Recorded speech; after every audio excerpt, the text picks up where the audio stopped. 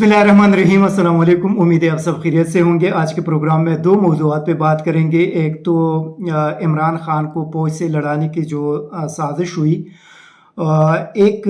ये बड़ा इम्पोर्टेंट मौजू है क्योंकि कल रात खान साहब ने भी इस हवाले से बात की, और दूसरा पाकिस्तानी अदलिया को तकसीम करने के हवाले से इमरान खान का इंकशाफ है।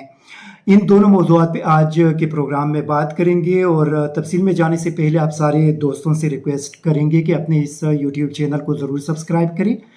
और बेल आइकन को दबाएं ताकि जितनी भी हमारी ब्रेकिंग न्यूज़ और लेटेस्ट वीडियो और एनालिसिस होंगे वो आप तक पहुंच सके। सबसे पहले बात करेंगे कि इमरान खान या तहरीक इंसाफ और फौज को लड़ाने की साजिश किसने की, क्यों की, और इसके पीछे मकासद क्या थे। इसमें 15-16 बुनियादी सवाल है और उसके जवाबात देना बहुत ज़्यादा ज़रूरी है। एक तो सबसे पहला सवाल ये है कि जो वीडियो बनाई गई थी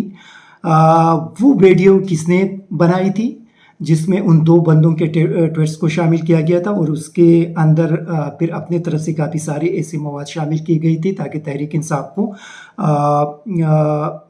फौज के ख़िलाफ़ ज़ाहिर किया जा सके और तहरीक इंसाफ को एंटी पाकिस्तान और एंटी फौज पॉलिटिकल पार्टी प्रूव कर सके। दूसरा उसमें यह था कि उस वीडियो को मखसूस सहाफ़ियों के ज़रिए फैलाने का प्लान किसने बनाया था, उन सहाबियों को किसने कहा था, और उनको हिदायत कहाँ से दी जा रही थी। नंबर 3 उसमें यह है कि उसी दिन जब ये बलूचिस्तान के अंदर ये सानहा हुआ और पूरी कौम उस पर बहुत ज़्यादा गम में था, लोग बहुत ज़्यादा परेशान थे, सारे लोग दुखी थे, और सोशल मीडिया के ऊपर लाखों की तादाद में लोग अपने गम दर्द का इजहार कर रहे थे, फौज से यकजहती कर रहे थे, शोहदा की फैमिलीज़ के साथ इजहार यकजहती किया जा रहा था। और उस वक्त ये था कि आप पाकिस्तानी कौम को यूनिटी यकजहती की ज़रूरत थी, और उनको बेस बनाकर मेरे ख्याल में कौम के अंदर यूनिटी के लिए एक बड़ा अच्छा मौका था। उसको किसने ज़ाया किया, और उन दो मखसूस ट्वीट्स को उठाकर शोहदा की जो फैमिलीज़ थी उनको तकलीफ़ क्यों दी गई, फौजी जवानों को क्यों तकलीफ़ दी गई, फौजी ऑफिसरों और बहैसियती इदारा फौज को तकलीफ़ क्यों दी गई, और ये किसने ये सारा प्लान डिज़ाइन किया था। चौथी उसमें ये बात है कि जो दो बंदे थे वो कौन थे, उनकी असलियत क्या थी, क्योंकि बज़ाहिर तो ये कौम को दिखाया गया कि ये तहरीक इंसाफ के लोग थे, और वो बता रहे थे कि वो उनसे मुतासिर है और उनसे मुतासिर होकर उन्होंने ये ट्वीट्स की, लेकिन उनकी जो ओरिजिनल असलियत थी वो अभी तक कौम के सामने नहीं लाया गया कि उनका बैकग्राउंड क्या है, कहाँ से उनका ताल्लुक़ है, और उनका जो पूरा एक ट्विटर का रिकॉर्ड है उसको सामने नहीं लाया गया, वो कौन थे। उसके बाद परस करें अगर ये बच्चों ने वाकई अगर ऐसा किया भी था, चलो एक मान भी लेते हैं उनके लिए, उसके बाद फिर उनके वालिदैन का वीडियो स्टेटमेंट रिकॉर्ड करके उनको बार बार अनियर करना, उनको सोशल मीडिया पे फैलाना, उसका क्या मकसद था। मतलब एक गलती अगर वहाँ पे हो गई और वहाँ पे आपको पता चला, आप खुद ही कह रहे हैं कि ये बच्चे थे और लड़के थे और उन्होंने ये काम किया, अगर उन्होंने कर दिया, चलो हम मान लेते हैं, आपकी बात को तस्लीम कर लेते हैं कुछ देर के लिए, उसके बाद फिर उनके वालिदैन और बाकी लोगों की वीडियो स्टेटमेंट रिकॉर्ड कर उस कैंपेन को जारी रखने का मकसद क्या था। फिर उसमें एक और भी ज़रूरी बात है कि अगर इन लोगों ने ऐसा काम किया था तो क्या पूरे पाकिस्तान के अंदर सिर्फ दो बंदों ने ये काम किया, क्योंकि हमने उस वक्त देखा था कि कुछ ऐसे लोग थे जिनको मरियम नवाज़ फॉलो करती थी, और उनके ट्विटर हैंडल से बाकायदा हमारे शोहदा के ख़िलाफ़ एक गलीज़ किस्म का कैंपेन चलाया गया। उसमें एक अवकाड़ा का शफीक एडुकेट नामी एक बंदा था, उसने एक गलीज़ कैंपेन पाकिस्तानी फौज के ख़िलाफ़ चलाया। अभी तक उनको गिरफ़्तार क्यों नहीं किया गया। जिन लोगों को मरियम नवाज़ फॉलो करती थी उन लोगों को गिरफ़्तार क्यों नहीं किया गया, उनको मीडिया के सामने क्यों नहीं लाया गया, उनके वीडियोज़ क्यों रिकॉर्ड नहीं की गई, और उनके वीडियो उसी तरह उस कैंपेन का हिस्सा क्यों नहीं बनाया गया। پھر اس میں ایک اور بھی نمبر 8 اس میں یہ ہے کہ جو مخصوص صحافی اور میڈیا چینل تھے انہوں نے کس کے کہنے پر اس مہم میں حصہ لیا اور اس کا حصہ بن گئے، ان لوگوں کے نام سامنے آنا بہت زیادہ ضروری ہے کہ ان کو کس نے یہ انسٹرکشن دی تھی اور کس نے کہا تھا کہ آپ یہ کام کریں، اور اس پوری ویڈیو کو پلائے اور اس مہم میں بھرپور حصہ لے۔ پھر نمبر 9 اس میں یہ ہے کہ اس مہم کے لیے ٹی وی چینلز اور ان صحافیوں کو اگر پیمنٹ ہوئی ہے تو وہ پیمنٹ کس نے کی تھی، پیسہ کہاں سے دیا گیا تھا، کیا پاکستانی ٹیکس پیئر کا پیسہ تھا یا کسی نے اپنے جیب سے اور ذاتی اکاؤنٹ سے وہ پیسے دیے تھے۔ نمبر 10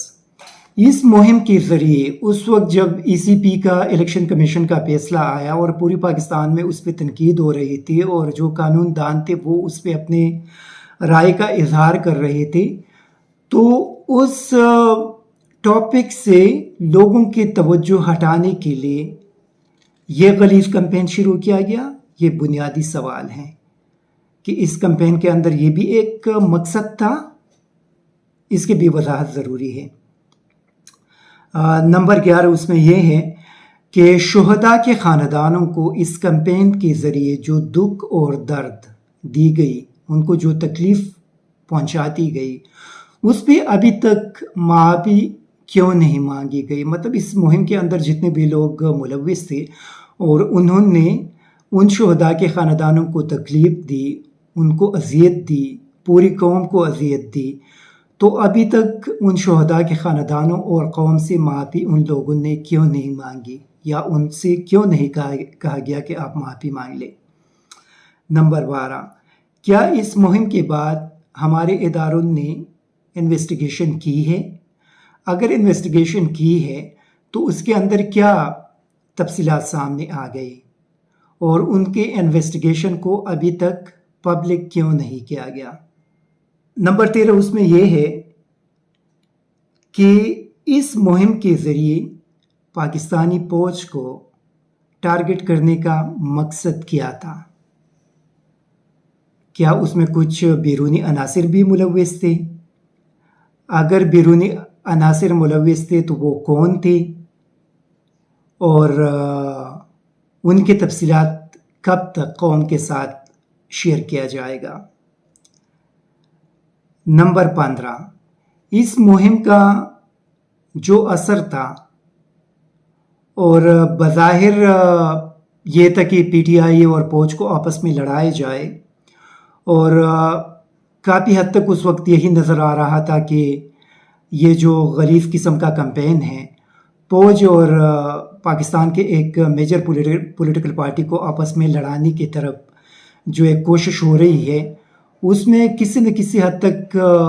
یہ لوگ بظاہر کامیاب نظر آ رہے تھے، لیکن وہ اللہ کا شکر تھا کہ وہ اس میں ناکام ہو گئے۔ اور نمبر 16 اس میں یہ ہے کہ اگر ان دو لڑکوں کے خلاف، چلو ہم مان بھی لیتے ہیں ایک بار پھر ان کے خلاف کارروائی بھی ہو گئی اور بقول ان کے کہ وہ اس میں ملوث بھی تھا،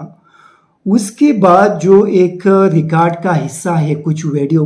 بیانات جناب نواز شریف صاحب کا، مریم نواز کا، آصف زرداری کا، مولانا فضل الرحمان کا، خواجہ آصف کا، یاس صادق کا، جاوید لطیف کا، رانا ثناء اللہ کا، محسن داوڑ کا۔ اب سوال یہ ہے کہ ان لوگوں کے خلاف ایف آئی آر کب تک درج کی جائے گی، اور اس میں ایک اور یہ بھی سوال ہے کہ ان لوگوں کو کب تک گرفتار کیا جائے گا۔ 17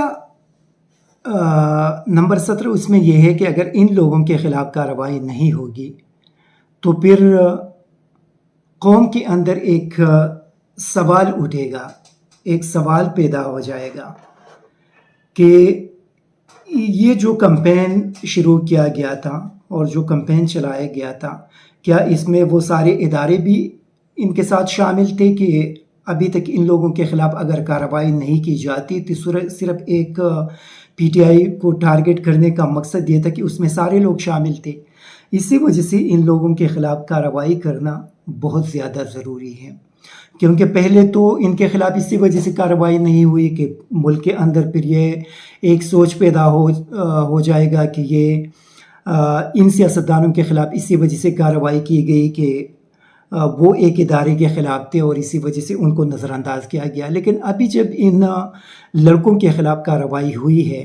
تو میرے خیال میں یہ ناانصافی ہوگی